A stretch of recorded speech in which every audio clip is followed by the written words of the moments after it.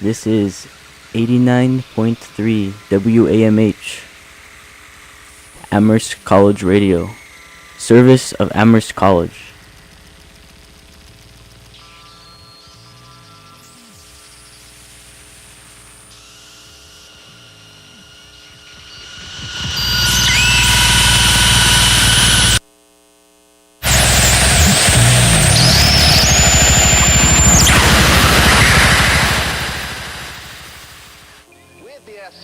Feel that democracy is all about protecting the rights of the ordinary citizen.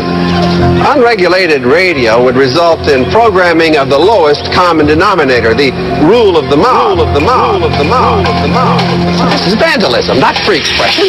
Is in fact a national urban epidemic. It spreads like some mysterious magic marker pen spray paint fungus. Now it seems that almost every inch of every public wall is covered with names in an obscure kind of print. It is vandalism. It is filthy. It is spirit killing. It is an appropriation of the public space or somebody's private property without permission, and nobody has a right to do that.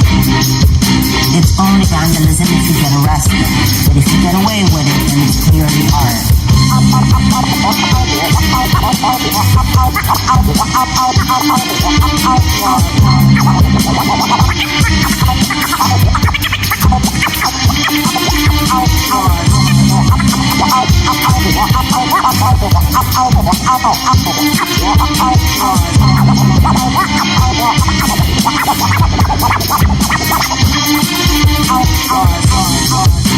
It has left a lasting impression on our culture. They were outlaws with spray paint as their weapon of choice.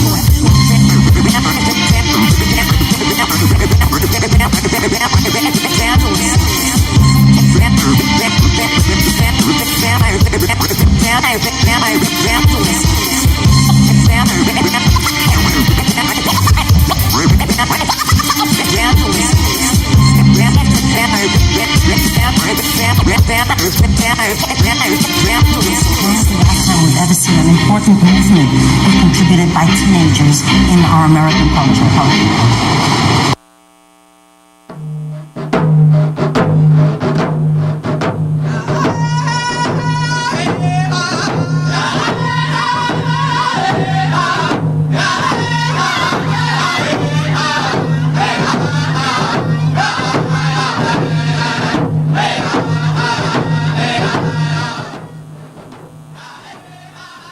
This is 89.3 WAMH, Amherst College Radio, a service of Amherst College. To continue listening to New England Public Radio, tune now to 88.5 or online at nepr.net. Uncultured is next.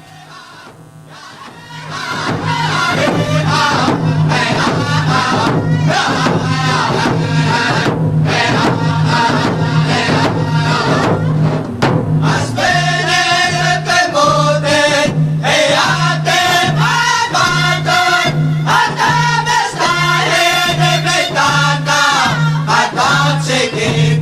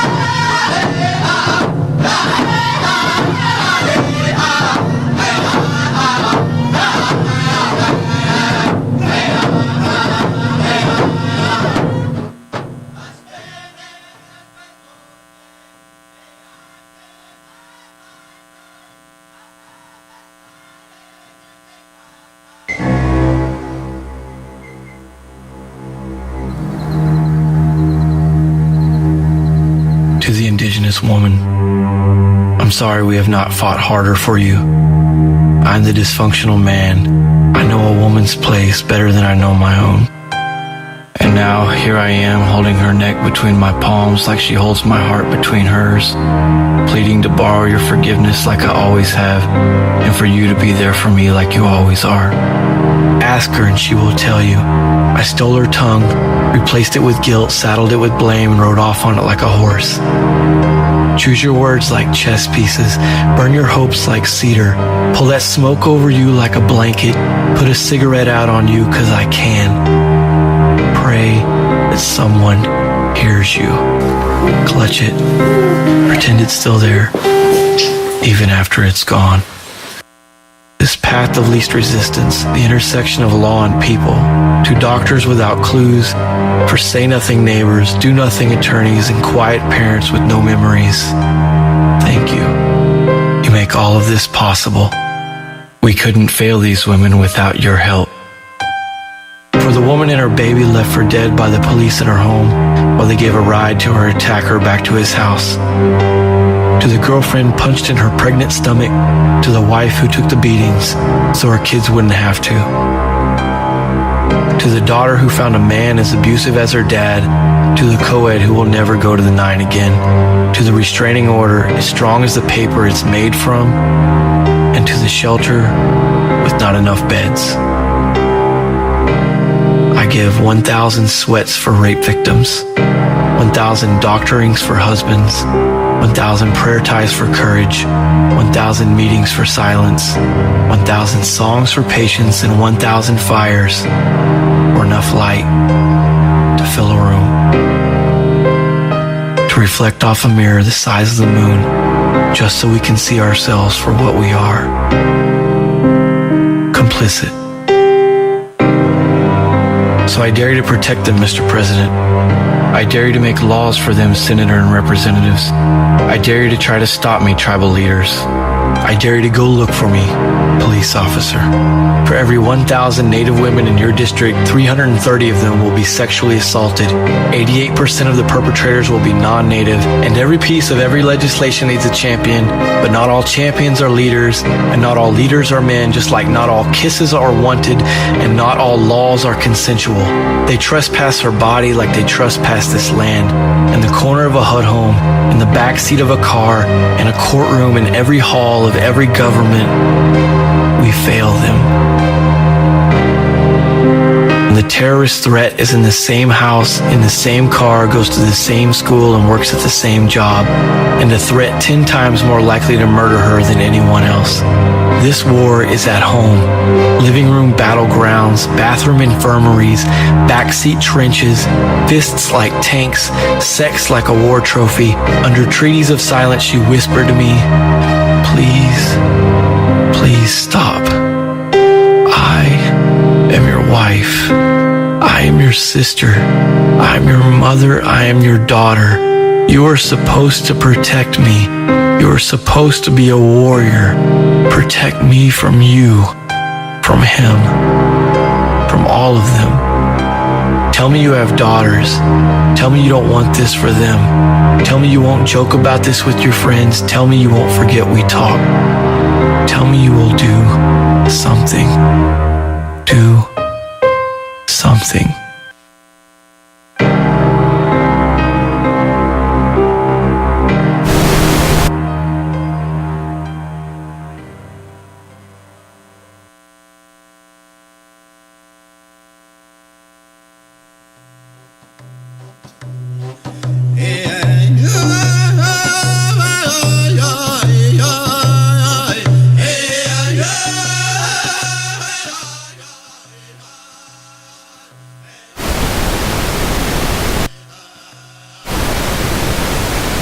Hello and welcome back. You're listening to WMH 89.3 FM Amherst College Radio. This is Uncultured. We're experiencing some technical difficulties, so we're going to play a little bit of music and we'll be right back.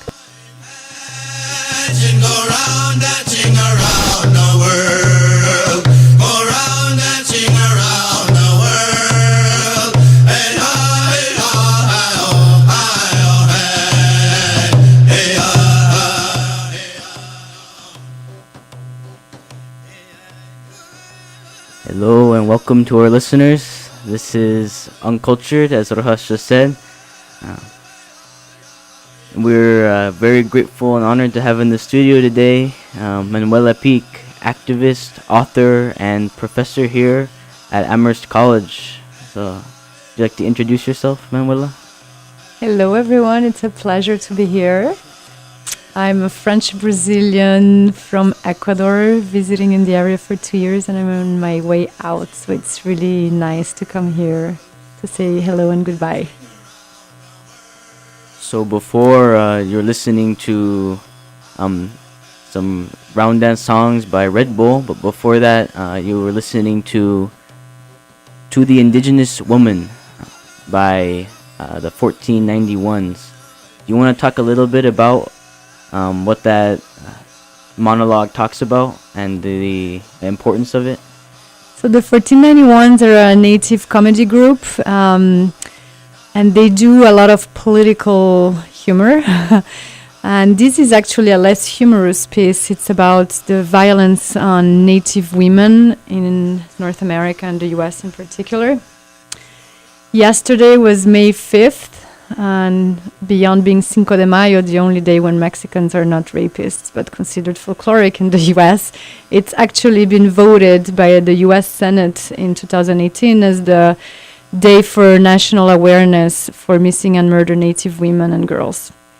The point being that Indigenous and Native women in North America are killed, raped, and brutalized in much higher numbers than any other group from any race, sex, or identity. And 88% of the perpetrators are non-native. And this idea that women bodies are trespassed, just like native territories are trespassed, right? And that the terra nullius is also a body nullius, and that their lives are worth nothing. So there have been many reports from many human rights organizations, from Amnesty International to Human Rights Watch, asking for accountability, and the US Congress finally passed a day of remembrance with the hope that remembering is also a call to action for us to do something about it. So you spoke just now very powerfully about the connection between violence against Indigenous women and settler colonialism and these ongoing structures that have a long history ever since 1492. But for our listeners who might not be too familiar with that history and the terminology of terra nullius and body nullius, you want to kind of give a overview and a history of what is settler colonialism and what is this doctrine of discovery? Wow, big question. We only have 2 hours, Chimawai. So let's make it simple. The doctrine of discovery comes from this papal bull. So in the year, let's go back a little, 1,000 years ago, when the Vatican and the Catholic Church authorized the Crusades into Palestine, which is still the history of Palestine today in a way. The Pope issued bulls saying that Catholics, Crusaders, were allowed to take over all the lands that were under the infidels, meaning if they're not Catholic, they're infidels, and if they're infidels, their lands have no authority, no sovereign power over them, and you're encouraged to dominate them, subjugate its inhabitants, and bring them back under Christian domain. So it's really a policy of conquer and colonization.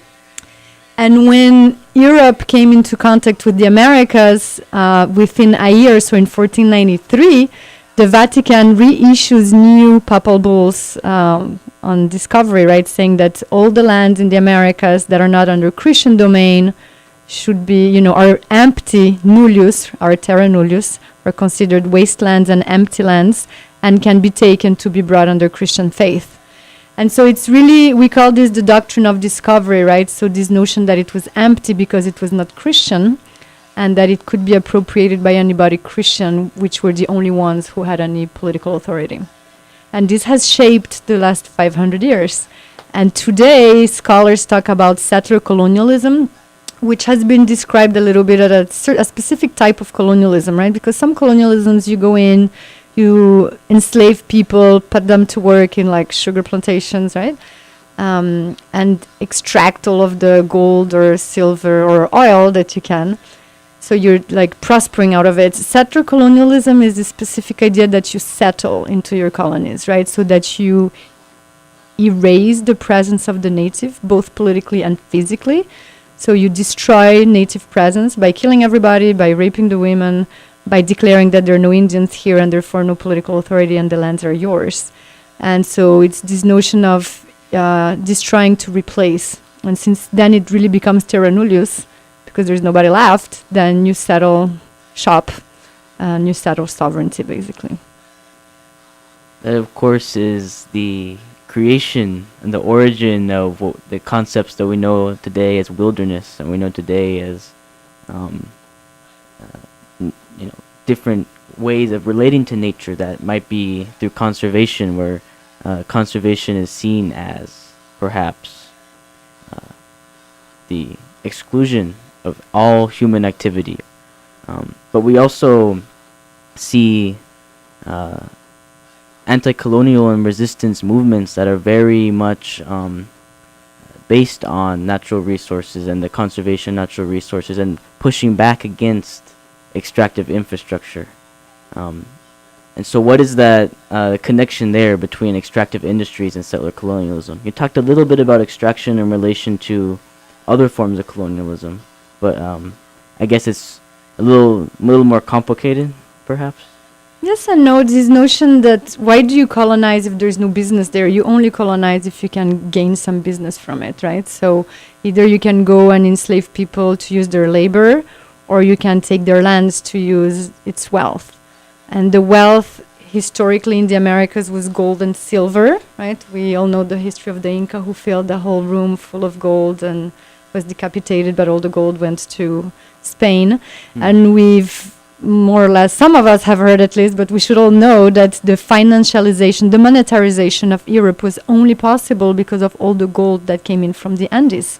Without the gold from the Andes, from South America, and then from Mexico, there was no monetarization of Europe possible, which means that the whole modern economy was a result of the encounter with the Americas and the pillaging, right, the stealing of all of the metal resources in the Andes and then Mexico. It's definitely true that the importance of 1492 and the shockwaves of history emanating from this doctrine and discovery that is described by the preliminary report on the United Nations as the foundation of international law as we know it, is completely understated in most people's minds. I know we go through the our public education system here not even learning about and studying the doctrine of discovery. So that's crucially important. But I also want to take it back to what we started with the violence against indigenous women. So where does that come in? What does it have in relation, or what is the importance of that in relation to colonialism, settler colonialism, and extraction? So let me make a note on wilderness and then on how women become part of that. So this invention of wilderness, right, this doctrine of discovery creates this assumption that what is not Europe is empty and wild, right? So it creates the context to invent the notion of the wild. And today we have, for instance, the Amazon. We teach in high schools the Amazon as wild, right? As a space to be protected from modernization, from globalization. Something out of time. Out of time, right? Apolitical. And we forget that first the Amazon has people living on it for at least 5,000 years. We have archaeological work of very sophisticated societies with time counting and things like that all the way 5,000 years back. And that the last 500 years, we became who we became today world globally because of the Amazon. Rubber comes from the Amazon. Without rubber, there are no cars.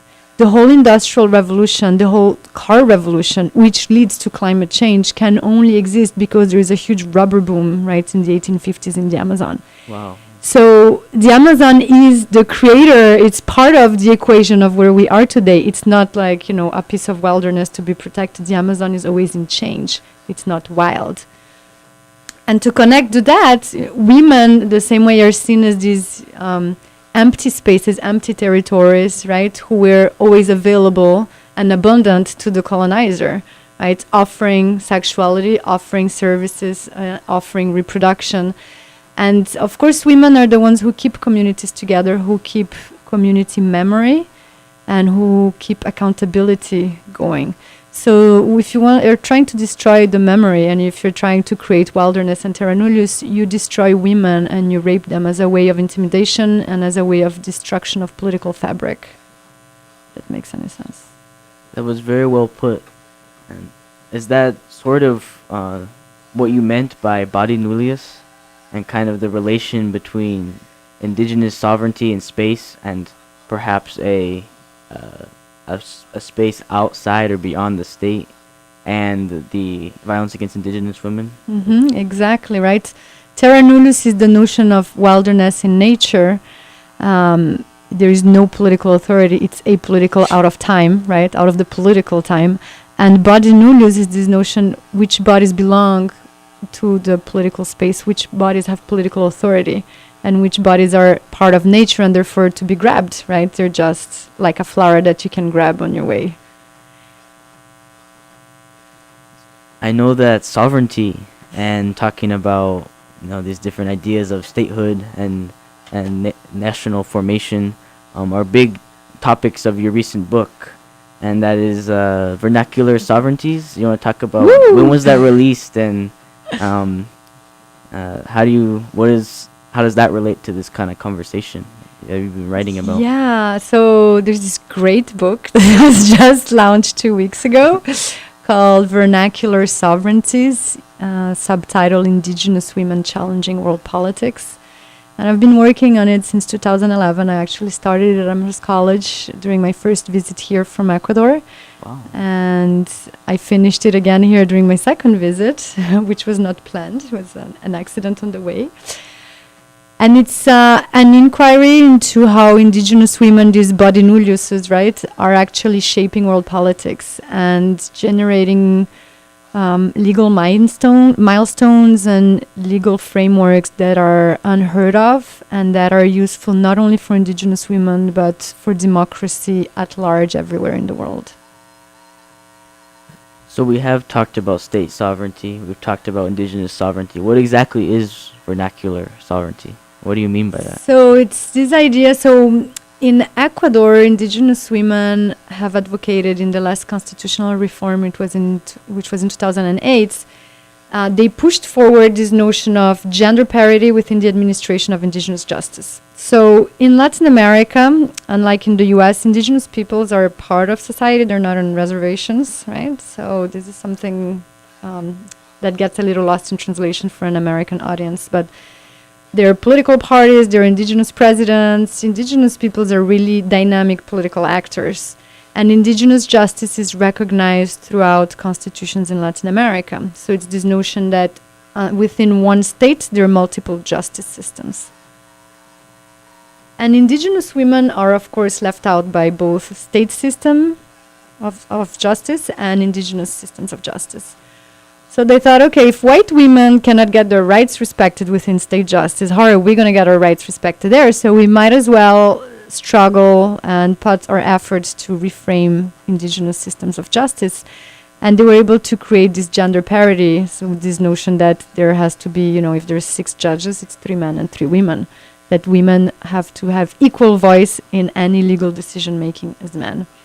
And that doesn't exist anywhere. We have ministerial parity, we have gender quotas for elections, but nowhere in the world I have found gender parity policies in the administration of justice, which I think would solve a lot of issues. Mm-hmm.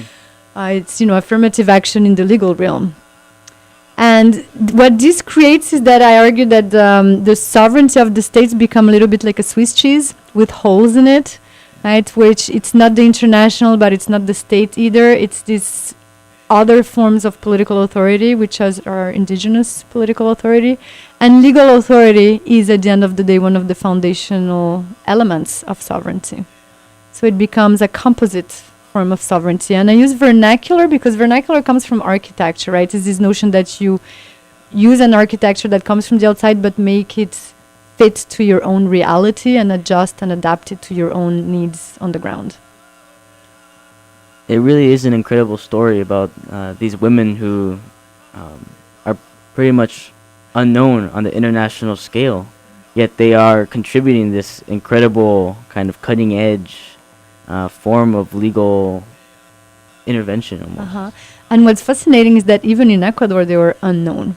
Their story didn't come out in the press. Nobody noted that there was this gender parity in the press, within the Indigenous party, within women movements. There is really an invisibilization of Native women all around.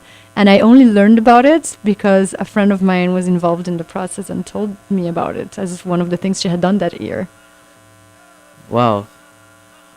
So we could be talking here a totally different conversation and not even know that this this groundbreaking work is going on.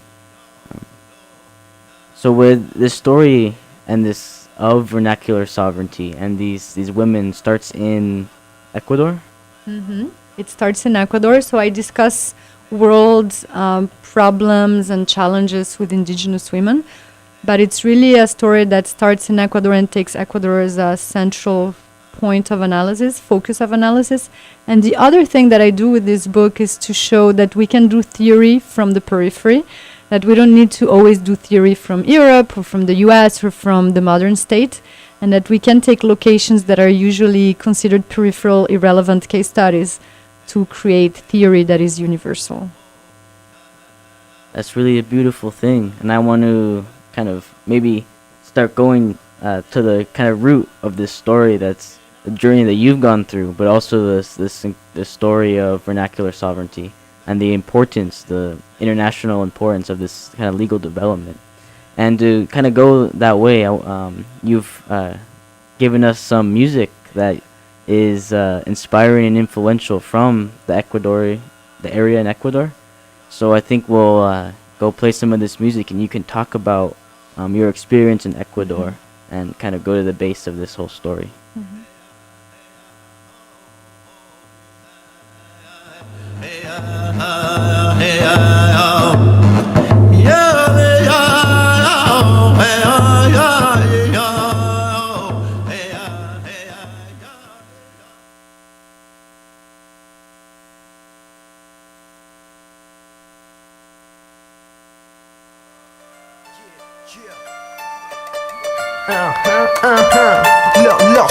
Los Ninja.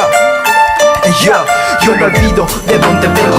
Antes que nada, donde quiera que me pare, digo lo que represento. No puedo estar mintiendo, fingiendo, solo por un momento, para que luego se den cuenta de lo cierto en este tiempo. Muchos guambras se han cortado todo el pelo, mirando, hablando y criticando a los que no son como ellos.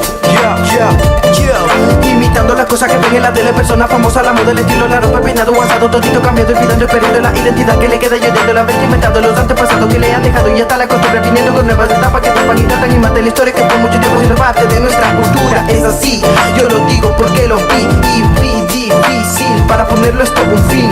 Justamente una cosa de la que pasaba era como la gente miraba y sin saber por qué se me gozaban, caminando en la calle recibiendo estas ofensas, como veían cuando yo salía con mis trenzas. Eso es lo que implica ser un verdadero runa, representar sin duda alguna la cultura pura.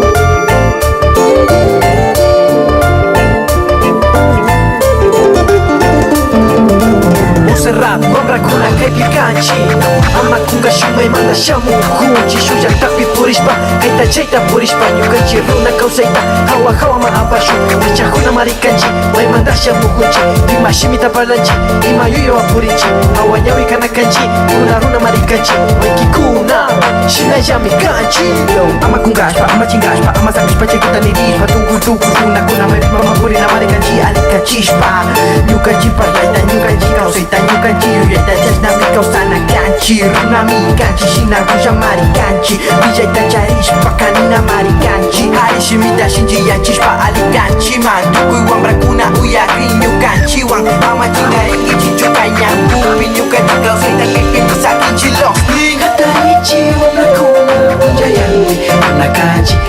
kanji shamla huji hakuya pama mapingashpa unayaiwa unayosaiba alikachishpa hatarichi umekuna kunja yangu una kanji shamla huji hakuya pama mapingashpa unayaiwa unayosaiba alikachishpa Kabini kanji tabana kushu hatari jula wenda kangi kabini kanji usahamanda kudusha muji kuma majashu tabika jula shibini kanji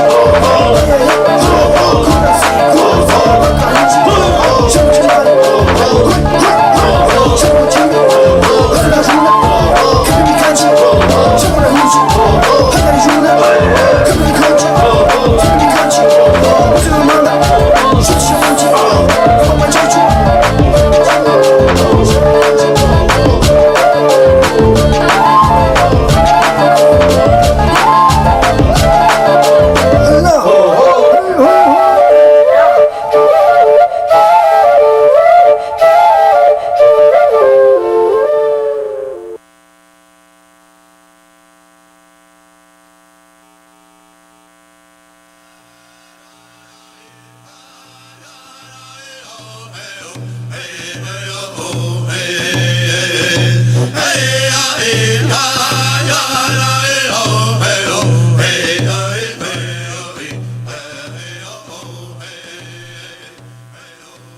Hello and welcome back. You're listening to 89.3 WAMH Amherst College Radio. This is Uncultured. We're in the studio with Manuela Picq, and what you were just listening to was Katari by Los Nin. Yeah. Los Nin is a Quechua rap group. They sing in Quechua and Spanish mixed up. Los Nin in Quechua means word, but it also means fire, because it's this notion that words can burn. So it's actually the same word. And they are one of these contestatory groups, decolonial rappers, bringing the revolution through art in Ecuador. Beautiful. Do you want to talk a little bit about the significance of Los Nin politically, especially their language, and kind of what they're talking about in the song, maybe for our listeners who are not familiar with Spanish and Quechua? It's a song about identity and community, right? Ancestors and community fabric. And Quechua, so Ecuador is in the Andes. It's a country that has the Andes, the Amazon, and the coast. So there are various indigenous groups, but the largest one is in the Andes. It's the Quechua nation that has various peoples within. The Los Nin are from the Otavalo group. And Quechua it's a language the Quechua community is 70% of indigenous peoples in Ecuador. The others are mostly, although not only, in the Amazon region. Ecuador was colonized like the rest of Latin America, right? 1534 for the case of Ecuador, and has been since then in contestation and various indigenous groups trying to survive. The indigenous movement in Ecuador currently is very dynamic, and it's considered the most sophisticated indigenous politics in the Americas, so probably in the world in a way.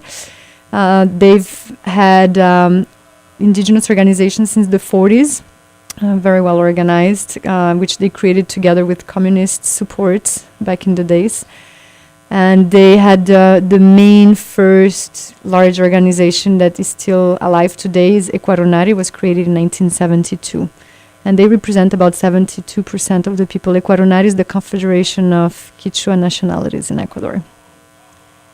And in 1990, there was a major indigenous uprising. They blocked the whole country. There was basically 1 million indigenous people who took to the roads, blocked the roads. There was no more gas in the city, no more oil in the gas stations, no more food in the supermarkets. And they literally forced the government to sit at the negotiation table with them. And since then, indigenous peoples and movements have been a very visible political actor in Ecuador. In 1996, they created their own political party, Picq, which means the reawakening in Quechua. And they've had, in 98, they had many offices or positions in ministerial offices, positions in parliament. Nina Pacari, an indigenous woman from Quechua belonging, was appointed foreign minister of Ecuador in 1998. It has been a very vibrant context for indigenous politics, and it's definitely indigenous politics in Ecuador that fomented the rise of Evo Morales to power in Bolivia and this legitimization of indigenous politics throughout Latin America. So you're talking a lot about this long history of indigenous governments and indigenous resistance. Mm-hmm. And where do women fit into this? What is the role of women in this history and in Ecuador in specific? That's a very good question, because nowadays when we look at indigenous politics, women are nowhere to be seen, whether we're in North America, in Mexico, in Bolivia with Evo Morales, in Ecuador. And in fact, indigenous women were at the forefront until the 90s, in the case of Ecuador. They have been traditionally presidents, diplomats. They have been leading their nations for centuries and millennia. And mainstreaming of indigenous politics within state politics has led to a masculinization of indigenous politics and a sidelining of Native women, even within their own movements. This is something that's pretty classical in liberation movements, where the liberation movements happened with men and women together. And once it is liberated and it is institutionalized, right, once the movements become institutionalized, women fall to the back lines again. You've mentioned before that despite the prevalence perhaps of indigenous justice in Ecuador, that women are not getting justice themselves within the state and within the indigenous justice. You would think that along with kind of being an alternative to the state, that indigenous justice might also be an alternative to the injustices put on against indigenous women by the state and by that sort of justice system. So what is it about the indigenous justice as it stands that is creating this injustice? The thing is that we see indigenous peoples as being part of the past, right? As being folklore and as being disconnected from current politics, and they're not. Indigenous politics are permanently in confrontation, mixing and negotiation with mainstream politics, which means indigenous politics have been sexualized a long time ago, right? And sexism has entered indigenous communities a long time ago. And indigenous women are discriminated for being indigenous within the state and for being women within their communities. I'll give you an example from last week, actually. A year ago, there was a femicide, so a killing of a native woman from Saraguro in the south of Ecuador by her partner, her ex-partner. She left him, and he met again with her. He raped her, and he strangled her. He killed her May 1st, 2017. And the indigenous justice didn't do anything. For once, state justice did something and sentenced him to jail, which is very rare. Femicide is a new legal figure in Ecuadorian law from 2015. And the family of the guy said, well, but she asked him to kill her. That was their defense. Right? And there is this, I swear. That's strange. And this notion that I think this song we play or this poem to the indigenous women by 1491s is this notion that violence comes from outside from the state as colonial violence, but it also comes in the form of sexist violence within your home, within your community, within your school. And indigenous women are facing this too. And it's not to say that sexism is an indigenous thing. It's probably a colonial import. But the reality of the matter is that it now is within the community. It is within the home. It is within the family. And you are up against it. So you're trying to use, to multiply your legal options to try to, if you have a system that discriminates against you racially, because you're native, then you have your own community justice. If your community justice is sexist against you, then you can resource to the state justice. The idea is to have multiple systems of justice that are complementary to enable indigenous women's access to justice and not leave them without any legal defense in the borderlines as usual. And that kind of brings us to the story of how these women brought their issue of justice and this this complex kind of what is it called? Plurinational statehood, and worked that in order to get this gender parity passed, and in the process created this kind of remarkable and cutting edge legal theory. So why don't you talk about where that comes in? What is that story of how these women took this kind of unfortunate situation where they're not getting justice in either the state justice or the indigenous justice systems, and brought forth this kind of creative spark? So let me say what is plurinationalism for the listeners who were probably not familiar with it. Plurinational, the state usually is one nation, one state, and Ecuador and Bolivia since 2008 and 2009 have declared in their constitution that the state is plurinational. So there is one state but multiple nations. The idea that indigenous peoples are nations. There is no indigenous sovereignty is not about acquiring statehood. Indigenous people do not want statehood. They want autonomy and they want self-determination, which is very different from a state. They believe in autonomy, in legal authority, but they believe in other models of governance that are not in the form of statehood. And so in Ecuador, you have this one state with multiple nations.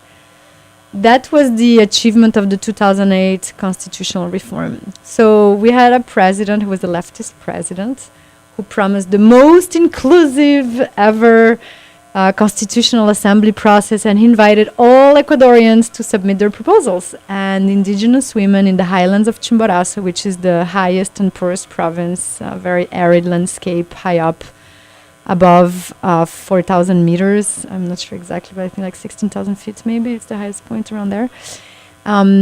He invited everybody to participate, and indigenous Quechua women, rural women, for their most part, in that province got together, and they were just a small group of 100 women. And they got together and they said, well, feminist movements are already proposing abortion rights, these rights, those rights, participation, politics. What is missing? Law. Law is missing for us. How do we secure our access to law? And so they develop this strategy of trying to have women as judges in their communities. They didn't go to the indigenous movement for support because they were suffering from their own leaders beating their wives, so they knew they were not going to get any support there. They looked first for support within feminist groups. And feminist groups totally ignored their demands, saying, oh, this is cute, but this is folklore, this is a cultural demand, this is important national politics, there's no space for it in the national demand of women movements. Wow. Yeah, so that was a big disappointment. And they kept on looking and they didn't know what to do. So they're like, well, let's do our own proposal. And they hired a lawyer who was a woman, who was a lawyer specialized on native rights. And they gathered together $350 to go see her, right, which for them was a big money back in the day. And they went to Quito, to the capital, and met with her. And they said, we want your help to have the legal language to propose that in the Constitutional Assembly. And the lawyer told them, oh, but you cannot do that because, cultural rights cannot be imposed upon gender norms. It's their culture implicitly to be sexist and macho, right? So we cannot do it. And the indigenous women, but what do you mean? Non-indigenous women have rights. How did the UN rights for women get to be where they are? And the lawyer said, well, it was a long process of cultural construction and legal construction, and the suffragettes back in the day, and they were doing protests in the streets. And Cristina Kukuri, who was there, said, so you mean women invented their rights? And the lawyer said, yes, it was a long, century-long process of inventing women's rights. And the Quechua women said, well, that's what we want to do. We want to invent our own rights for our realities. And the lawyer was adamant and said no. So they had to actually invent themselves the 10 words that they put into their proposals. And they started a process of what we call in the US lobbying. in the Constitutional Assembly, they would get into the assembly hiding in the trunk of the cars of other women legislators who would let them in. And little by little, they got a couple of occasions to speak to the legislators and defend their proposal. And I think, in a way, because Indigenous women are so invisible, that their proposal passed because nobody cared about them. And everybody said, it's a couple of words, whatever. The only guy who cared was the one Indigenous Pachakutik legislator on the Justice Commission. He was against, and all the others said, well, either it passes with the women wording of gender parity, or we don't pass Indigenous justice. So he was forced to let it go. But the proposal went through and invisible in the process and after, because everybody talked about Ecuador's constitution being plurinational and the rights of nature and water as a human right, but nobody looked at Indigenous women's gender parity law. That's quite a story, going from, a small community, a poor community up in the mountains, and then going down to the capital and seeing these different things and becoming aware of your own political power and your own ability to say, you know what, I need rights too, and kind of assert yourself in that way. And it's what you're saying is totally true. One of the things they said is that when they decided to start the process, they were in a room, 100 women. None of them had gone to university. One had gone to university. And most of them had never finished high school. And they looked at each other saying, we're going to do a proposal to the legislature, and they thought it was impossible. But nobody uttered the word impossible, and they thought, okay, let's try. We'll see how far we go. And in the process, they left their communities. They traveled by bus to this very far away place. It was 10 hours by bus to get there.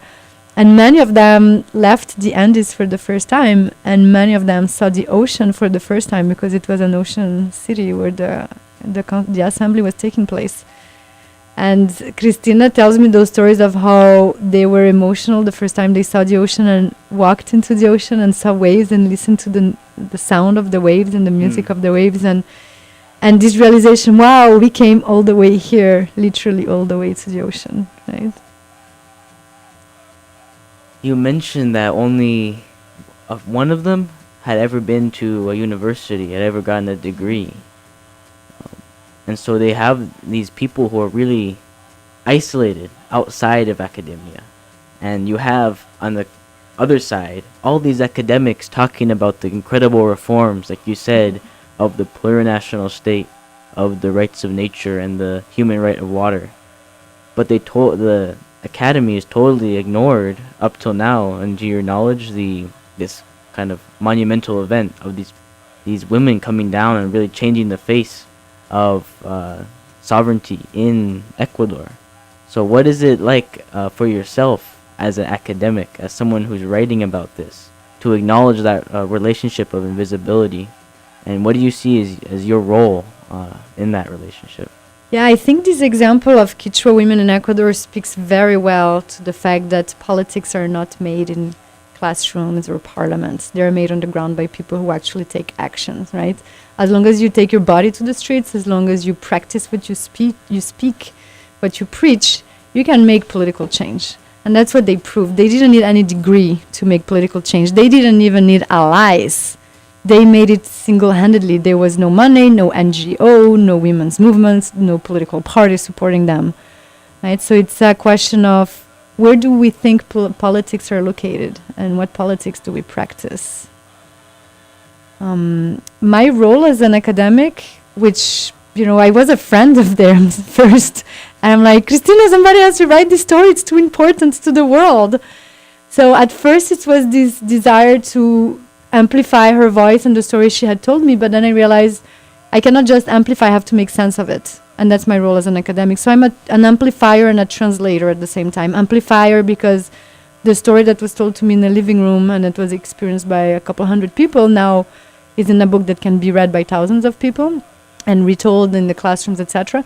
But it's also the translators, like, what does it mean, this story? How do I make sense of this story so that people outside of Chimborazo understand the significance, whether they're indigenous, whether they're a man, whether they're North American, whether they're academic journalists?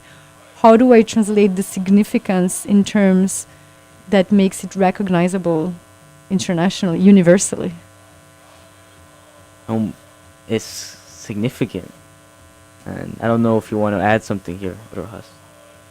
Okay, he does. He's coming in. Yeah, I had a question. Thank you. Rojas, also, I should let you know, this is WMH 89.3 FM, Amherst College Radio. You're listening to Uncultured. So what I wanted to ask about was, here, I'm going to turn my mic up a bit. So you're talking about this process of translation, this process of making eligible to a Western audience, to a masculine audience. What are the worries you bring to that process of translation in terms of potentially offering a bad translation or missing something, or in anything you're talking about, drawing theory from the periphery? Academia has all sorts of like kind of questionable relationships of either paternalism or exploitation, and so going into the book knowing that history, what were the ways you try to navigate that or try to get around those sorts of relationships, beyond, as you said, first approaching them as friends and then just wanting to amplify the story? Mm-hmm. That's a very good question, because we think translation is a straightforward thing, right? Bleu, azul. But in fact, translation is a political act. And the feminist school of thought in translation has made that point that real translation is impossible, right? And I think it was, what's her name? Gayatri Spivak, who said that everything needs to be translated even though real translation is impossible. I mean, translation is impossible, but it needs to be translated nonetheless. And so in that process of translation, feminists argue we make decisions, right? We make decisions about significance, about tone, about nuance. And so I made my decisions in the process of translation. And they, of course, experienced the process in one way, and I translated it in a way that has to do with sovereignty. Because I wanted political scientists to take note of it. I wanted to speak in the terms of political scientists, of political participants, where it's like politicians in DC or in Quito, or people who study or write about politics, like journalists and academics. And so I wanted to make it, to talk about it in terms that are serious, that are academic, that are considered valuable by the academic community. They never talked in terms of sovereignty. I brought the notion of vernacular sovereignty, right? I'm trying to conceptualize it in a way that it's not just a local event, although it is just a local event, but I'm trying to say that this local, unique case study, because it's not reproducible anywhere, obviously, but it has an impact for the way we conceive politics everywhere, and in that sense, it is universal, right? So it was a translation from the local to the abstract conceptual theory, to try to make it graspable and usable for people everywhere. So I hope that every time I tell these stories in India, in Guatemala, women are like, oh, and I can see spark in their eyes, because they're thinking in their own context how to use that experience to like get ideas for other experience to be materialized in their contexts. So just to be clear, that kind of following the ideas, this translation to the language of academia, this more serious language, what that allows is an internationalization of the ideas you're trying to write about, instead of keeping things grounded in this local level. Do you worry, though, that on the flip side of that, translating things into this academic language makes it inaccessible? I think it makes it accessible to those who speak that language. Then what needs to happen too is the vulgarization of that experience, right, in other contexts. And for that, I think every context needs to have it translated in its own language. So it has to be translated in journalistic language. It has to be translated in like India language, right? India is a huge continent with a lot of indigenous people. It has to be translated in European language, because it's not because Europe doesn't have European indigenous peoples that it doesn't need women rights in legal contexts. We need gender parity in courts in Spain, in Paris, in Germany, everywhere. So, and that's where I think my effort to translate into theory, and I used the wrong word, I said serious, but in fact I should have said hierarchical, right? Because I was trying to bring them to the top of the hierarchy. to give them this standing in theoretical terms, so then it can be appropriated and translated into other contexts. And it will be lost in translation, for sure, and it will be mistranslated, but as long as it can be vernacularized and appropriated, then we won the struggle, right? The idea is to inspire other women who are at the margins, who are invisible, to make themselves visible, to have power, and to change the system, even from the margins.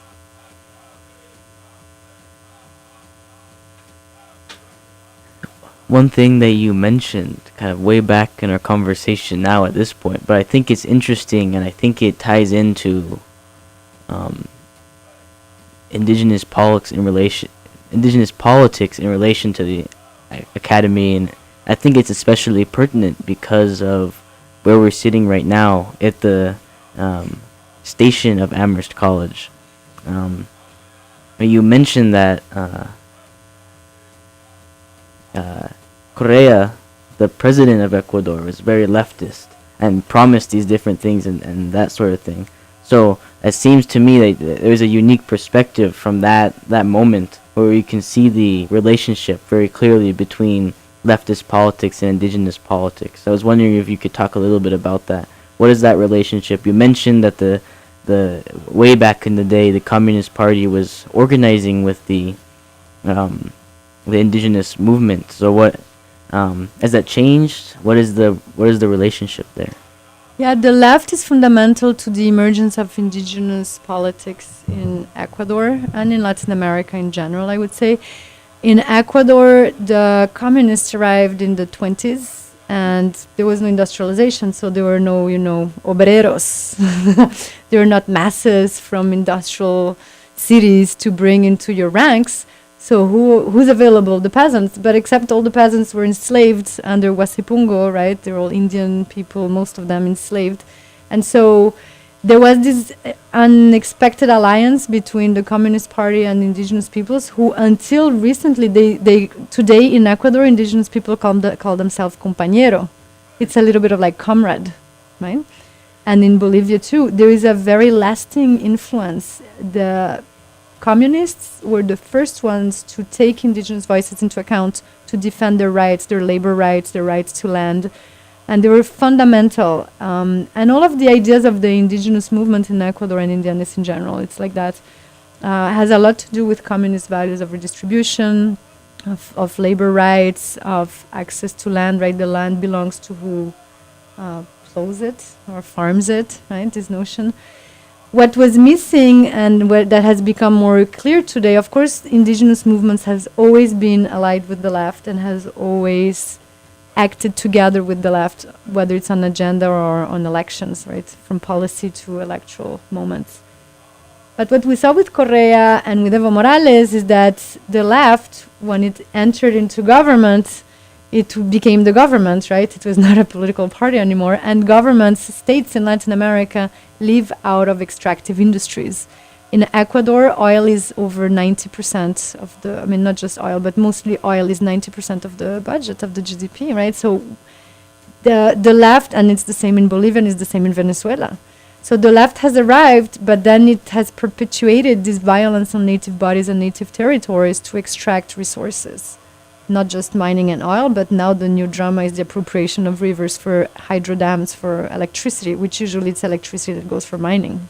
But so it's been really a very bitter awakening for the left in general in Latin America, because everybody thought that Lula was the solution, that Evo Morales was the solution. And then we realize, oh, they're trapped within the states and they cannot avoid but being the states. And it raises this question, if the left is not the solution, then what is the solution? And how do we move beyond an extractive state? And it's a very tricky question, because the politics we know in the world today are between right and left. And there can be multiple parties, not like in the US and Latin America, but it's always along this spectrum of, very left and very right and everything in between. That leaves indigenous people outside. And that's where indigenous perspectives are very useful, because it brings us back to water, to reciprocity with nature, not to wilderness, right? Not to development narratives, but to well-being narratives. And it allows us to think about well-being in non-capitalistic terms. This story of communist parties and indigenous plurinationalism coming to the stage, and this group of leftist presidents coming in, and leaders of government, and these different parties. It sounds very distant from our reality here in the United States, especially with the way politics is going on the national scale. But one thing I think the reason why I brought this up is because academics, a lot of the most cutting edge ideas in the environmental humanities and these different things, from the ontological turn in anthropology and actor network theory, are reacting to climate change, are reacting to the Anthropocene, and bringing these ideas of interspecies relationships, bringing these ideas of agents and consciousness within non-human and even non-living entities like rivers, and they're saying, my goodness, this is this new form of politics. This is the answer forward, and this is the emergence of the Anthropocene, this new era and this new temporality. But it sounds like from your talking and from whatever, when you look at the Standing Rock movement, you look at these other movements, that these sort of politics within indigenous communities have been going on, these concepts have been going on. So what do you think is the relationship between these leftist plurinational states that are giving the rights to nature, giving this and that, and then these academics in the United States and in Europe who are taking these indigenous ideas as new developments within the Anthropocene? Yeah, we're happy to see academics and politicians adopt these ideas. The problem is how they make it their own creation. Indigenous people have been saying forever, right? Reciprocity with nature. The rivers are our grandmothers, and then here comes academics like Donna Haraway talking about multi-species justice, which I think it's great. The problem is not acknowledging the source of your knowledge. The problem is not acknowledging that you're developing that out of indigenous philosophies, right? And so this appropriation of knowledge, one more form of extraction, right, is just one more layer of the arrogance of academia and this inability of working together. So we have big academics who are saying, oh, now I don't work alone, I work with, and it's become a big buzzword apparently in academia to work with, as if there was anything new about it, but it's actually happening. And this late recognition of any labor being collaborative labor, any labor being the result of a constellation of people, right? Inevitably, there's no other way around it. And then together with that arrogance of claiming it as one's own, there is this notion of, oh, we've discovered that, right? I think if academics are not in trouble, if academics are not speaking truth to power, they're not doing their job. It's not only journalists whose job is to publish inconvenient truth. It's also academics' job. Maybe in more abstract terms, right? In less accessible terms, because they're being more edgy on their conceptualizations, but it's our job. And there is an old scientist, Dyson, who used to say the scientist is a rebel. Scientists can only be rebels, because if not, you're within the established paradigms and you're not doing anything. If you're contributing, you're breaking the paradigm, inevitably. I really wish someone would tell the Amherst College science departments that quote, because I don't know how well they're living up to it. But no, I really like this idea you're speaking on of, you called it just one more type of extractivism, that, not paying due, not paying respect, not acknowledging the knowledge that these new theories are coming out of, is in a lot of ways a continuation of what you were speaking of earlier, of this idea that the monetarization of Europe came from, a single mine, Potosi. And everything that gets erased when you don't acknowledge the origin of where wealth or knowledge comes from. But I was curious, in your own work, you were talking about this idea of writing being, emerging from a constellation of people. And so I was curious, at the end of the day, and I'm always curious about this whenever someone finishes a book, at the end of the day, you publish it and it's printed with your name on it, the name of like a single person. And obviously within all books, there's so many different ideas and conversations that led to that book. How do you try to balance, a writing process that for you it comes from this constellation with, at the end of the day, having to produce a product that, at least in its marketing and its like, material, will present itself as the work and the idea of, Manuela Picq?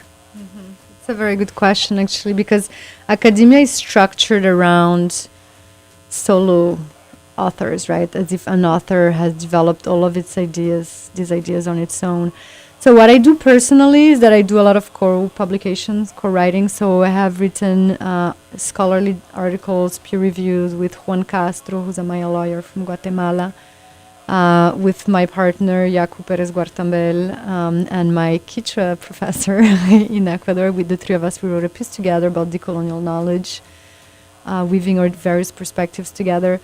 I'm currently writing a piece with Cristina Cucuri about this femicide from last year in Ecuador.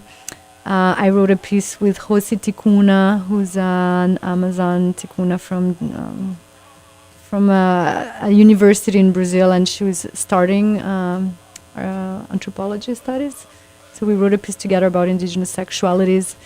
And so I go like that. I try to write with them.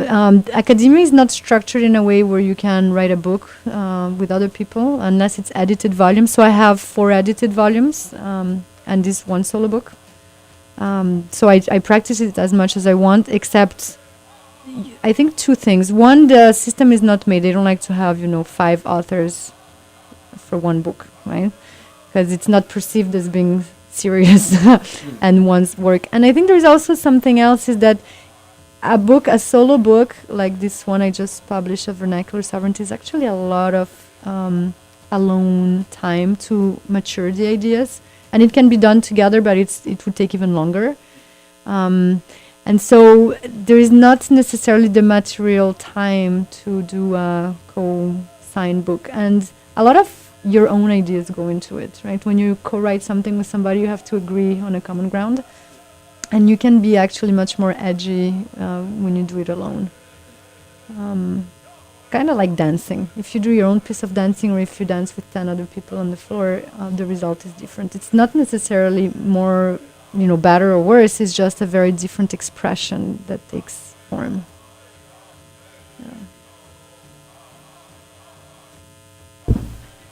So we started this conversation on the discovery of the Americas, the event of 1492, and the subsequent colonization of the world with these different ideas of doctrine and discovery developing into a state and a nation, and settler colonialism and these different things. And we've ended with the rediscovery of indigenous ideas in the academy, and the sort of difficulty and the dynamics of working within these institutions.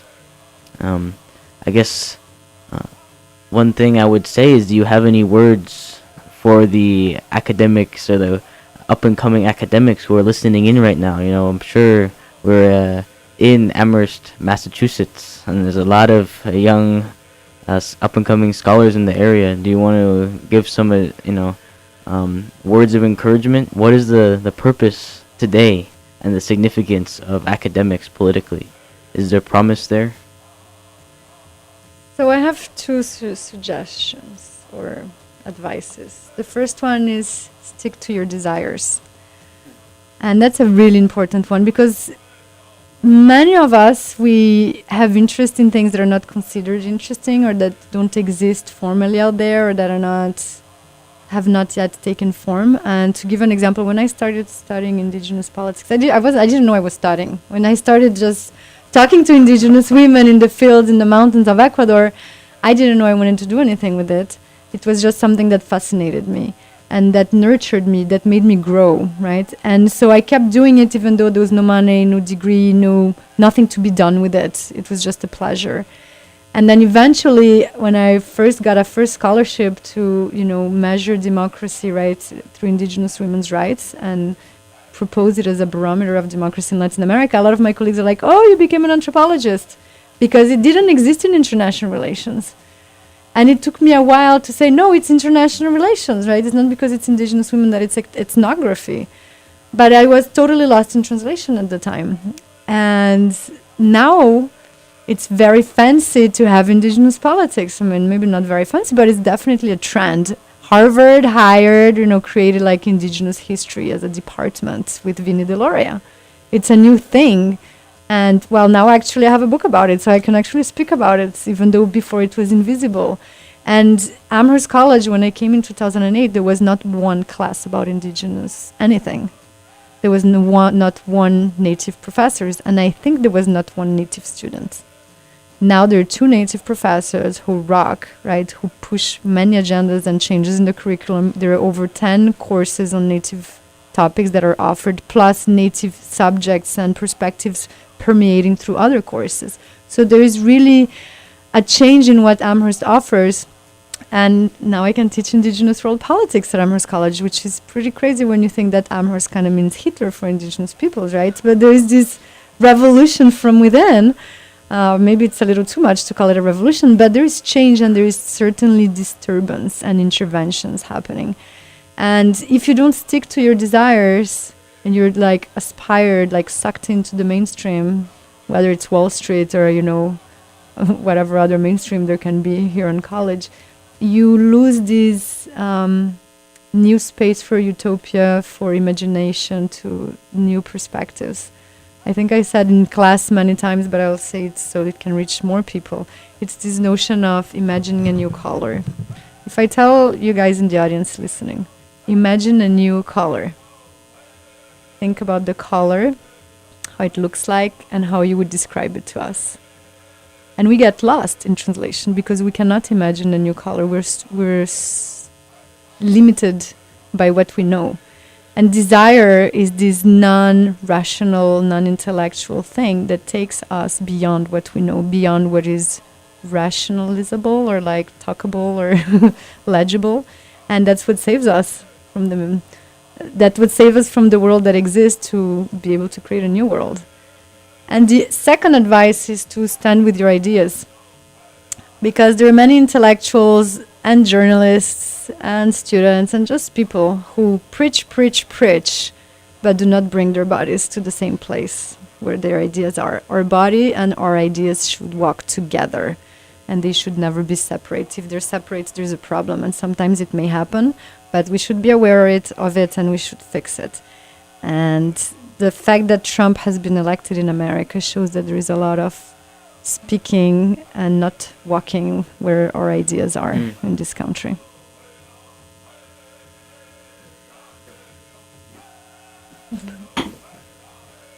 Wait 1 second. I wrote this down so I don't forget. So I don't quite know how to phrase this question, but I'm going to trust this idea that if we live in the space that is hard to translate to each other, something cool might emerge. So I think I'm speaking from maybe a more emotional place, but I'm hoping it might resonate with your own life experiences, and then you could talk about it. But this idea of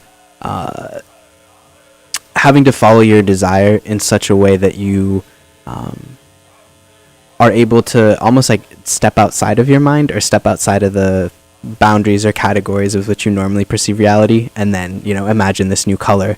Or imagine a way of being outside of the state, or imagine a relationship to nature that isn't commodification, or whatever the task of decolonization you're trying to set your mind to, that desire plays a role in this.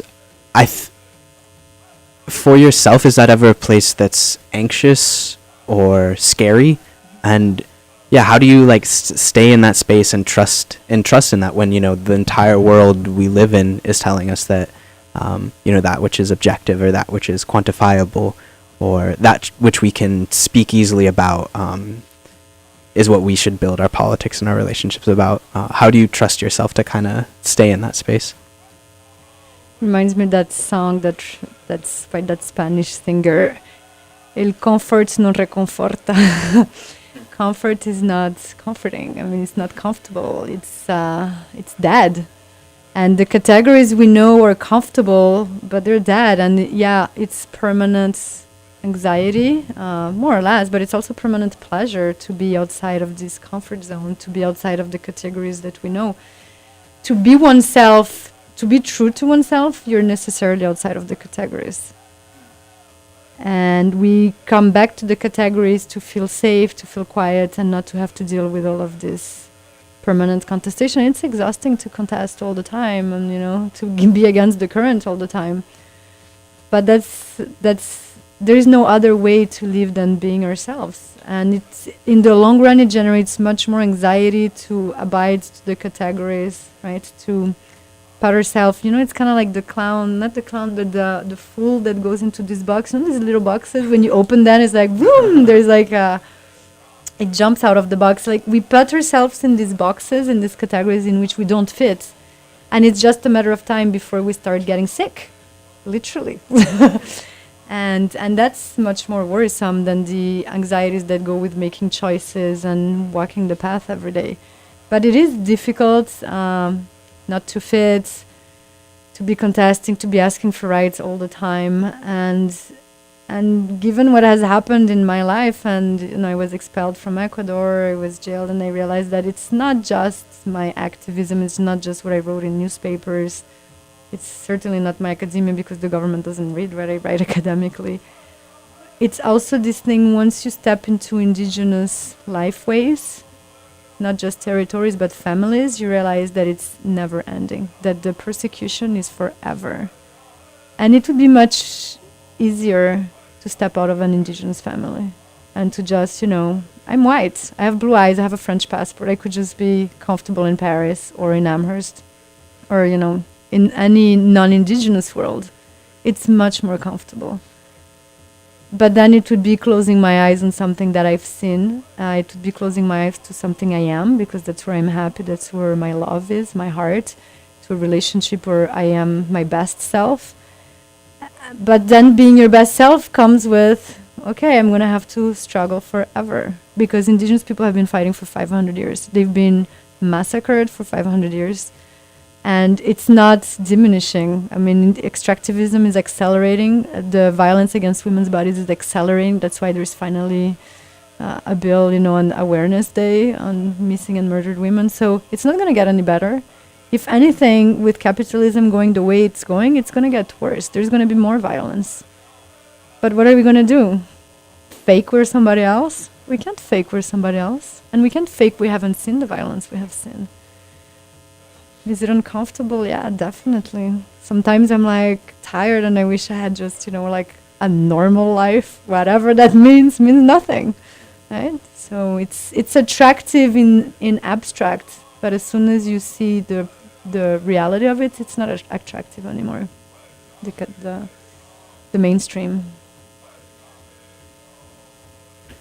I think in just how you were talking about choosing comfort versus facing a violence that you've now been made aware of, I was thinking of it almost at the level of what Chima was talking about earlier, of different responses to the Anthropocene, where at a certain point we can all, us here at Amherst or in the United States at the center of empire, we could all, maybe for a couple more years, if we're lucky and we don't live near coasts and whatever else, close our eyes and really, really pretend that none of this is happening, that things are really going to turn out okay, and we can keep living the lives we're living. But at a certain point, it's crucial, even just selfishly for our own survival, to try to orient ourselves to, you're saying drawing theories from the periphery, or finding love and meaning in your best self outside of I don't know, I guess the alternative would be a career, or validation from some sort of hierarchy you're trying to belong to in life. And to step outside of that as a thing that's hard and scary, but also A, the truth, and B, a place from which you can start to change the center of empire, which seems to be the problem. So yeah, that was just me in my head relating to what you were saying. Yeah, it makes me think of Eleanor Roosevelt, who apparently said, do one scary thing every day. And if we are not scared, it's because we know the outcome. And if you know the outcome, then we are within the status quo, which is fine if you're okay with the status quo. But if you see that it's, if you actually look at reality, at the wars going on, at the planet melting, right, at the rivers drying, at everything that's happening, you cannot be happy with the status quo. Even if you're like a right-wing rich elite, you know there is a problem, right? And if you're doing scary things, it's uncomfortable. It makes me think one of the things I do is paragliding. I started paragliding when I was 15. And it's a big pleasure. I love doing it. And I used to skip school to go fly in Rio, etc. But every time you fly, even though you want to do it, every time you're scared because every time you can fall and die. But it's part of this thing of jumping for pleasure, but also for like making, like for going to this other place. And you don't know how it's going to turn out, but you're still going. And if you're not scared, you're staying in the same place. You're in known terrain. And there's nothing wrong with known terrain. We just have to be aware of the implication of being in known terrain, especially in a climate of Anthropocene. Thank you very much, Manuela, for coming on our show, saying these words and sharing your stories about, you know, everything that's been going on, and also sharing the stories of the people in Ecuador and doing really important work, you know, people who are really on the front lines of this change and front lines of making another space within state sovereignty, another world possible. And just like in honor of all the Indigenous women and also the violence, you know, against Indigenous women, recognizing that and the May 5th holiday, I think this is a good moment to have another music break and talk a little bit about this next artist coming up. So you're listening to 89.3 WAMH Amherst College Radio. This is Uncultured.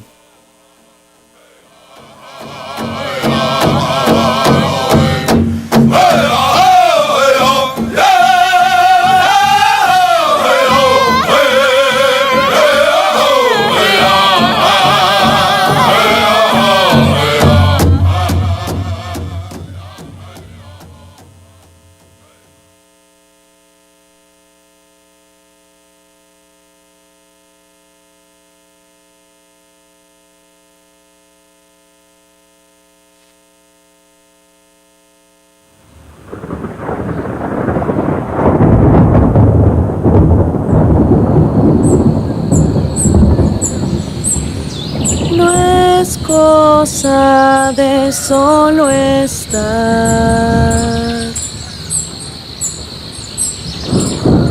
se trata de avanzar.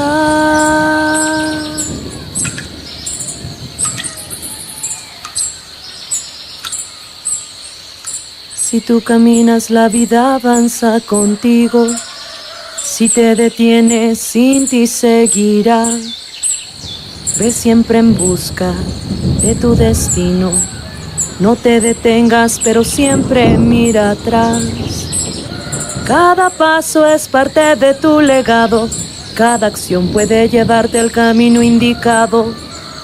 O puede que te equivoques, solo piensa que de un error puede que algo aprendas. No hay fórmula perfecta, así que experimenta. Es el crecimiento personal tu recompensa. Ir poco a poco creándote a ti mismo. Tu peor enemigo será tu conformismo. Mira al abismo, pero evita caer. Que sobre tu vida solo tú tengas poder. No hay nada que perder y todo que ganar. Recuerda que solo hay una vida y nada más. Recuerda que solo hay una vida y nada más.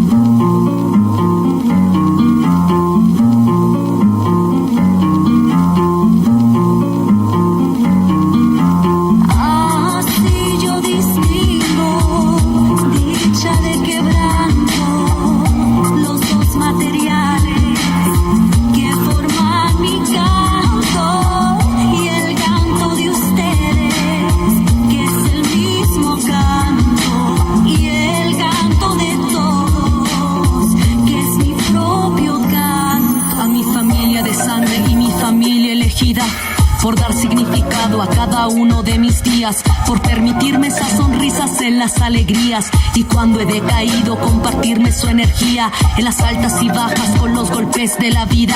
He aprendido lo valioso que es tener su compañía, y aunque no siempre me demuestre agradecida, tengo presente que sin ustedes lo mismo no sería. Sin su inspiración, ¿qué contaría yo en mis canciones? Si mi voz no fuera el eco de su voz, ¿qué sería entonces? ¿Cómo llegaría a ser quien soy sin sus lecciones? Llegué sola, pero para caminar junto a ustedes sobran razones, motivaciones que me levantan cuando he caído en la lona, las situaciones en que me aguantan lo feo que de mí se asoma. Su amor y su fuerza es lo que mi corazón colecciona, porque ustedes me inspiran a ser una mejor persona. Así yo distingo dicha de quebranto, los dos materiales que forman mi canto y el canto de ustedes, que es el mismo canto, y el canto de todos, que es mi propio canto. Debo decir que no ha sido fácil el camino que han dado, pero afortunadamente sola nunca me he encontrado. Lo que he logrado son logros compartidos con la gente que sigue creyendo y que siempre está conmigo. Tengo la suerte de haber conocido el amor, de tener una familia que siempre me lo dio, y aunque con carencias, lo que nunca me faltó fue ese apoyo incondicional que sigue hasta el día de hoy. Agradezco a mi madre por enseñarme la poesía, por heredarme este amor a las palabras y ser mi guía, a mi hermana cómplice de mis tristezas y alegrías, y esas mis otras dos madres que me acompañan todavía, esas mujeres que me enseñaron a ser fuerte, y a los hombres de mi vida que siempre estarán presentes. Sé que no es suficiente poner en palabras lo que siento, pero darles las gracias en esta canción es lo que intento. Así yo distingo dicha de quebranto, los dos materiales que forman mi canto y el canto de ustedes, que es el mismo canto, y el canto de todos, que es mi propio canto. Sé que me faltan palabras, pero me sobra amor para ustedes, por darme fe en la humanidad y hacerme saber que se puede soñar y volver a confiar aún siendo diferentes, porque hay mil pretextos que nos unen en la vida y muerte. Es que en los tiempos difíciles están los que son, y es que en este frío mundo se necesita ese calor, saber que no estamos solas y solos en la inmensidad, que los problemas pesan menos si alguien te ayuda a cargar, que es la felicidad sin los momentos compartidos, y que importa lo que dure, lo que importa es lo vivido. Y si tú me has elegido para acompañar tu camino, y si tu luz es la que hace que se ilumine el mío, solo te digo que valió la pena esta vida. Gracias mi gente por enseñarme a vivirla, por abrirme sus oídos, por dar sentido a estas rimas, por todo lo que somos es que estoy agradecida. Gracias a la vida, gracias a la vida, gracias a la vida, gracias a la vida.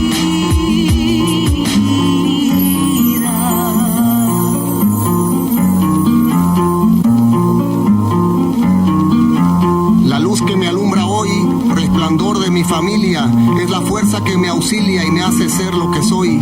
Gracias eternas les doy por ser el sol que me guía.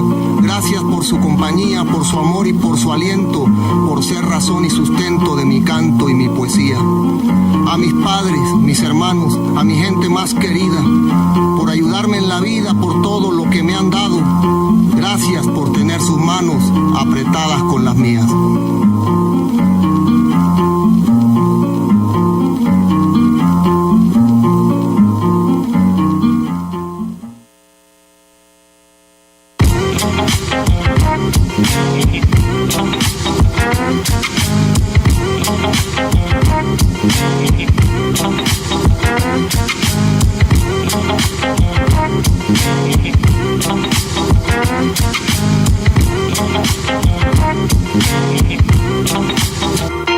Y es que esta vida solo es un destello, una ilusión, y el recuerdo se queda en el corazón, y el tiempo se nos va deprisa pero tan despacio, y lo que pasó queda flotando en el espacio. Y es que esta vida solo es un destello, una ilusión, queda en el corazón y el tiempo se nos va deprisa pero tan despacio y lo que pasó queda flotando en el espacio. Somos parte de una misma existencia donde colectivas se vuelven las consecuencias. En apariencia cada quien va por su lado, pero en un mismo camino nos vamos cruzando. Y es que al parecer nadie quiere entender que si esto se hace un infierno juntos nos tocará ver. No importa el poder o llegar al final del túnel, no importa lo material si no es esto lo que nos une. Y en realidad todo se vuelve relativo si la vida se va transformando con cada suspiro de todo lo que cargamos cuando estamos vivos. Solo poco trasciende al salir del camino. Este camino de luz y coincidencia donde hacen magia cuerpo, alma y corazón, que perdura más allá de la presencia, la enseñanza, el recuerdo, experiencia y la razón. Un universo de sueños, de metas, deseos, fracasos, colores, matices y fuegos, del que somos dueños, esclavos o reos, caminantes, aprendices, locos, guerreros.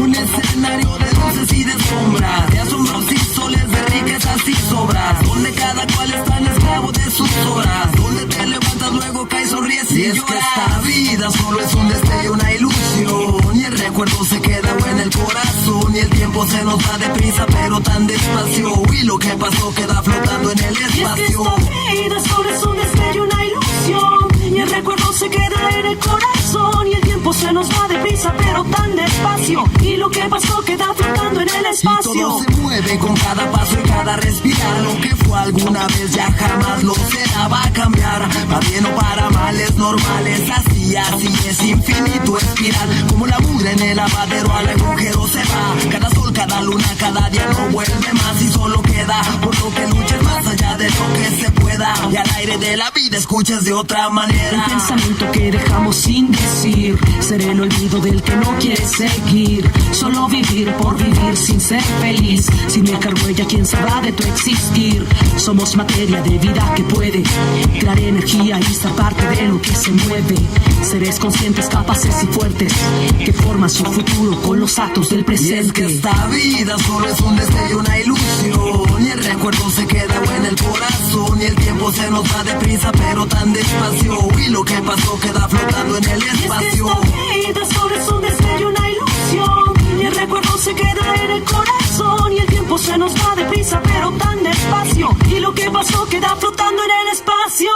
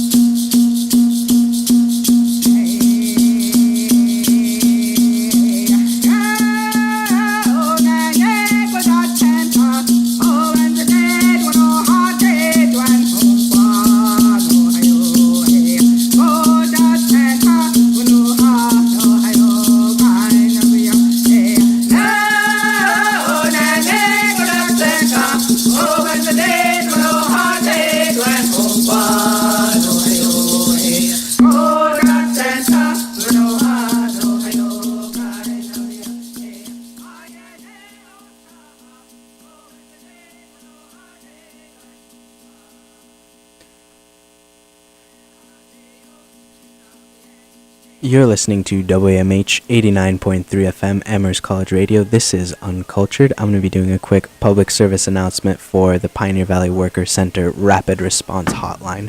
So the number is 413-351-2300. And what that number is, let me read you. The Rapid Response Hotline supports individuals and families facing workplace abuse, immigration detention, raids, and deportations and hate crimes. The hotline is part of Sanctuary in the Streets, the Rapid Response Network of Western Massachusetts. The hotline counts on the support of Sanctuary in the Streets, which includes a response team of 1,800 members and over 40 congregations and 600 rapid responders. Those rapid responders document and peacefully denounce a deportation or raid as it's taking place. Any person, regardless of their immigration status, can call the hotline to receive information or emergency help. The hotline has a secure system to protect confidential information. We have bilingual staff on call 24 hours a day that can communicate in English or Spanish. They will take all your relevant information and connect you to a Pioneer Valley Worker Center organizer. Together, you will make a plan to mediate or solve your emergency. So far, our Hotline and Sanctuary in the Streets network has accompanied 35 families and/or individuals facing deportations and dozens of workers facing workplace abuse, including wage theft and sexual harassment. In each case, our network met specific needs, including groceries, transportation, childcare, and access to legal services. The 1,800-person response team has also been important in organizing campaigns to pressure an employer to pay back stolen wages or to pressure immigration customs enforcements to release a detained immigrant. The response team is mobilized to sign petitions, sign letters, attend rallies, and accompany people to court. So once again, the number to call is 413-351-2300. Thank you.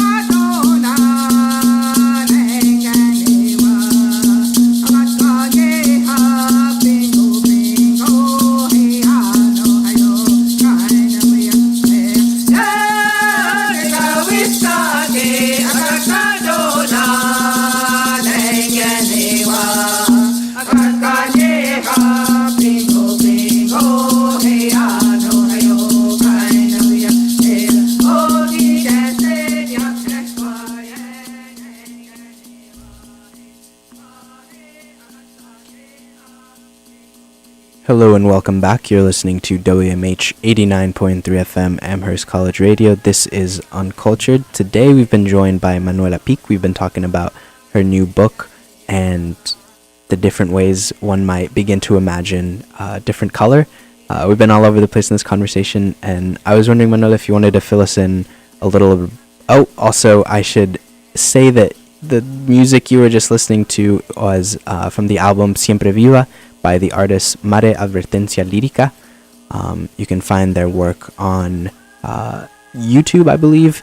They're Zapoteca originally. And so back to the question, I was wondering, Manuela, if you wanted to talk a little bit about what's next for you in life, hopes and dreams, aspirations, and just pragmatic next steps. So I came to Amherst this time because I was expelled from Ecuador, so I was a scholar at risk. It's becoming a new status across the world because we're so many of us expelled and jailed and beaten. So I'm allowed back into Ecuador as of this semester. I'm leaving Amherst very happily. It was a very good time here. It was great to meet you guys. I had a great time in class, and I had great colleagues too. But I'm very happy to leave the U.S. and I'm very happy to return to my life. I was expelled within a week. It was a very traumatic departure. So it's going to be quite something to return, and I'm a little nervous. I don't know if I still remember how to be my old self and how to be who I was or how to be a new self there. But I'm happy to re-enter Latin American politics, Latin American intellectuality, and Ecuador has changed a lot over the last 3 years since I was expelled in 2015. So I'm going back home. Let's see if the couple survives. And what I make in Ecuador, I'm returning to a Department of International Relations. I will probably not be working as a journalist for the next couple of months, just to settle in without creating waves as a starter. And we'll see. Next books will certainly be about Indigenous politics, but right now I'm just leaving everything open without too many plans.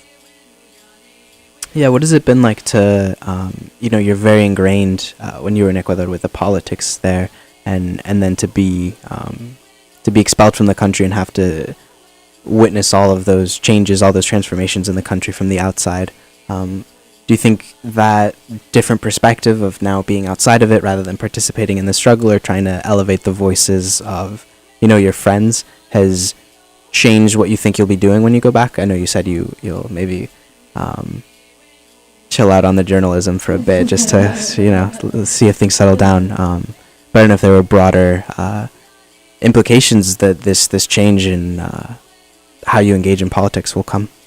Yeah, at first, when I was first expelled, it was all very fast, and I became a center of national attention. And being a journalist, and my husband or partner, other half, being in the Indigenous movement in Ecuador, he's president of Ecuador, I was very much in the middle of the turmoil. So I was abroad, I was expelled, but I was working with journalists all the time.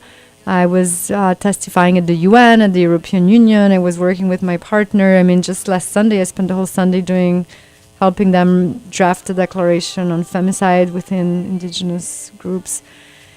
So I've been involved all this time, but through email and Skype, right? And carrying their voices and helping draft reports, shadow reports for the UN system.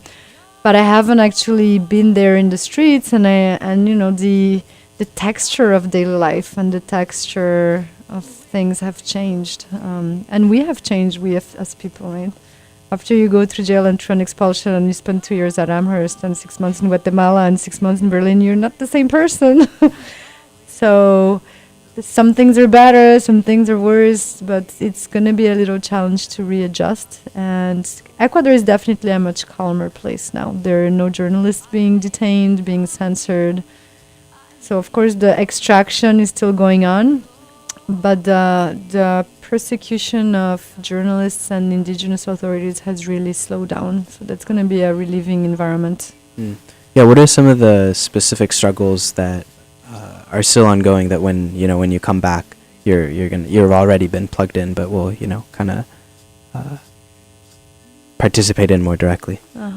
When I was expelled, when I was detained, we were in a protest. We were beaten up by the police and detained for protesting against the indefinite re-election of the president. So that is not anymore on the agenda, so that's nice. It's less urgent. But the country is still being sold away to the Chinese. Gold mining has started. Before it was just the concessions were being spread out, and now they actually started extracting gold. So the process of extraction and violence and all of the pollution that goes with it has started. So the challenge now it's much harder to stop than to prevent. And there is a lot of investment, so to reverse that investment is going to be very hard, and it's very long term, and we're facing this big international capitalist machine, right, of billions of dollars. So it's going to be a challenge, and we're aware that it has to be a very international struggle, that it's not just Ecuador, or just Bolivia, or just Venezuela, or just Brazil, that we need to have peoples activating together and inventing alternatives to stop this way of development, to stop this way of making money, and to... I'm not sure yet what it looks like, but we all know that we have to take our bodies in the streets to stop it. Is that still ultimately, for you, where you find political hope is... Because I guess earlier you were speaking a lot about like where do we believe politics comes from, and you're making the point of like it starts at the level of bodies and whose bodies are considered property, whose bodies are considered I guess empty would be the term if tierra nullis. Yeah, it's tricky. I'm returning to Ecuador because I love myself most in Ecuador. I think my better self is the Ecuadorian self. Because everybody keeps asking, but why do you want to go back to Ecuador? You're not Ecuadorian, you're French-Brazilian. You've been beaten, expelled, it's a poor country, it's a little tiny country. Why would you go back there? Because I love who I am there, because I think it's one of the places where I learn the most. And part of what I learn is how politics are everywhere, and the indigeneity in Ecuador is very present every day, right? You hear Quichua in the streets, you see indigenous people with their indigenous attire, you see indigenous schools, you see indigenous candidates fighting like the other candidates in elections. And it kind of like unblocks something in your like hard drive that allows you to think differently. And I couldn't put into words what it is that's different, but I realized that it's something that never reached me in France, in the US, or even in Brazil. Even though there's a lot of contestation in Brazil, I grew up in the streets in Brazil doing protests against Collor. It's in the early 90s. I remember going to the rallies of Lula when I was, 13, alone with my friends, taking the bus and going.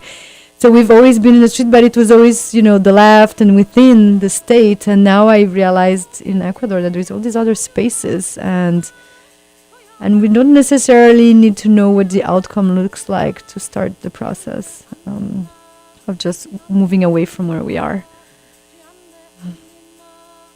If that makes any sense. I'm curious just to jump in on this little side point you made. What do you make of the current situation in Brazil with Lula, imprisoned? What do you see as like the future of that country, and what do you make of the whole turmoil that's been going on there? Yeah, it's really sad what's happening in Brazil, because Lula was definitely a revolutionary politician. And he's been jailed. I'm not saying, I've criticized him a lot. I've criticized Dilma a lot. I wrote against them because they were very pro-extraction.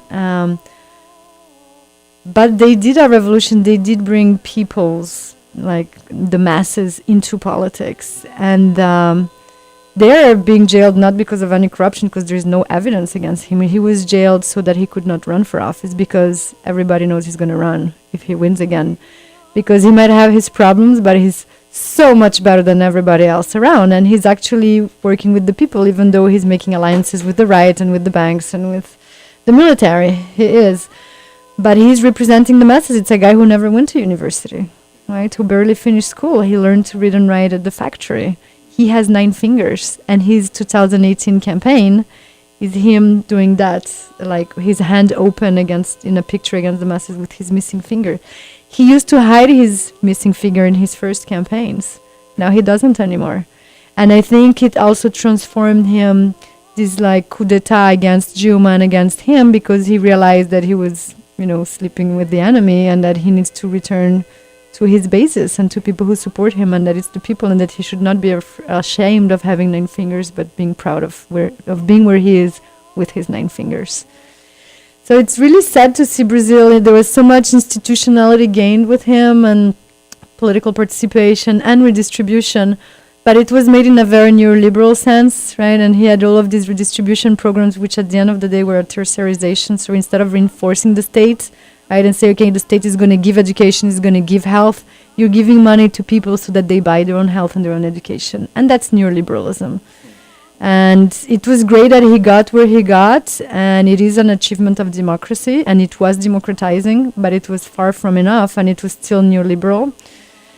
So now we're getting the backlash, and the backlash is being really violent, because the military and the most conservative economic sectors have allied, and now the evangelicals are kicking in, and we're starting to miss the Catholics in Brazil, because the evangelicals are very conservative. And they're very sexist, and they're very anti-LGBT, and they have a lot of money, and they own the media now.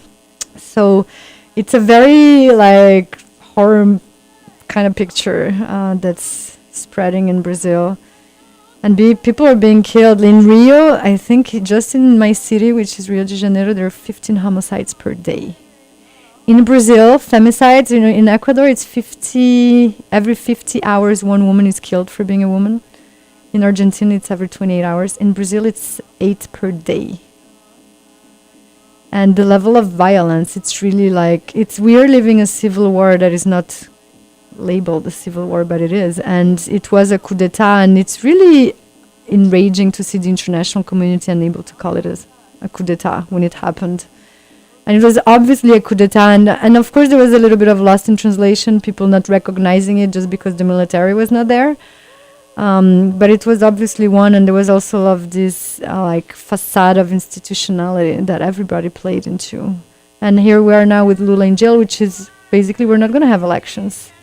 And good luck for us to have elections again, right? Lula being in jail is not about Lula, it's about everybody being forbidden to participate in democracy anymore. Like the very most basic level of democracy, like just electoral democracy we're talking about. So it's worrisome, and if that happens to Brazil, which is the hegemon in the region, we can only imagine what's going to happen as a backlash in the rest of the region too. So it's kind of like the beginning of the domino effect. We have to keep our eyes open, and people are going to have to put their bodies in the street, because the left was not able to do anything else but neoliberalism when it had the power to do something, because all of the leftist presidents, they had huge amounts of support. And here we are now with the extreme right. Do you yourself, do you think have you given up hope on the left, in the sense that like the best the left can offer is a redistribution of, dirty oil money? Or are there still campaigns or movements, anywhere in Latin America that you hold out hope for? This is a really tough question, because it's kind of like seeing a feminist being racist and saying, did you give up on feminism? And of course you can't give up on feminism, because you believe in its radical potential. And the left is the same, you believe in its radical potential. But the left, as we have experienced it from Lenin until now, has been very authoritarian, more or less, but it has systematically been it has been hierarchical, and it has, if you take an indigenous perspective, it has always been against indigenous peoples when they were in power. When they were as parties, they worked with indigenous peoples. But once in power, they've been against indigenous peoples, literally against. And I would even dare to say that the left has not been, if not against, but maybe even against black people in the Americas, not just in Brazil, but also in the US. I mean, it's great to have Obama as a president, but the most conservative left and the most radical left or the most liberal left, all the lefts have not helped black people. They have mostly not helped women.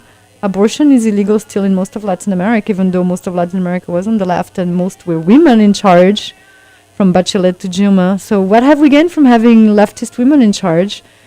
Indigenous territories are still being, destroyed by the minute. And this is the legacy of the left. So the theory and the practice, I think we have to work on the theory of the left, on these ideals, because the left had a narrative of development, which was a very violent one. And we have to change the very foundations of the left.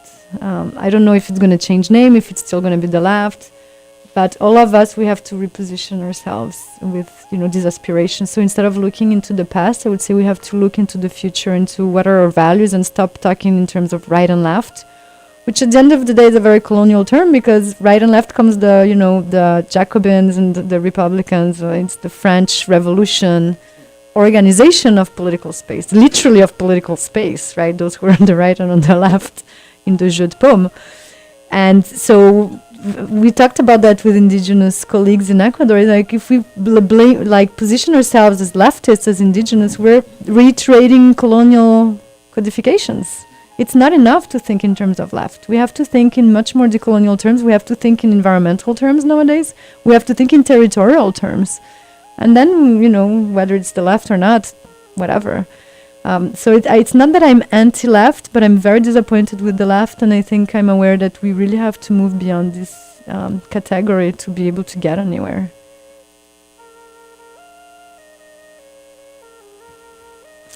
Thank you. Yeah, I think that would be a beautiful note to end on, this idea of looking forward, trying to, again, in so many ways, we've talked about this topic of moving past different categories to look for the future, to get outside of categories to make a more livable future. So yeah, I really appreciate you coming on and sharing, so much history, so much knowledge, so much theory, and personal insight as well. So yeah, thank you. Thank you so much. It's been a pleasure, very stimulating conversation, and I feel very blessed to have had you guys in class and as minds to hang out with this semester. Thank you. You're listening to 89.3 WAMH Amherst College Radio, broadcasting live from Amherst College campus, and this has been Uncultured. I believe this is our last show of the semester, so thank our listeners for a great semester. Thank you, Rojas. And once again, thank you, Manuela, for coming on our show and Gracias. gracing us with your presence and the knowledge. We're very grateful. Yupaichani.